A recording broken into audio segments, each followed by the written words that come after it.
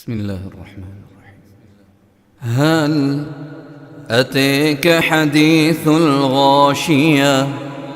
وجوه يومئذ خاشعة عاملة ناصبة تصلي نارا حامية تسقي من عين آنية ليس لهم طعام إلا من ضريع لا يسمن ولا يغني من جوع وجوه يومئذ ناعمة لسعيها راضية في جنة عالية لا تسمع فيها لاغية فيها عين جارية فيها سرر مرفوعة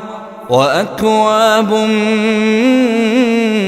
موضوعة ونمارق مصفوفة وزرابي مبثوثة أفلا ينظرون إلى الإبل كيف خلقت وإلى السماء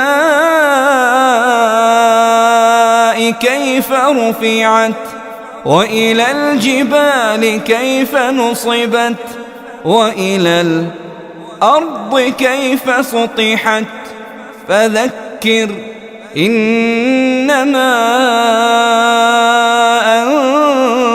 أنت مذكر لست عليهم بمسيطر إلا من تولي وكفر فيعذبه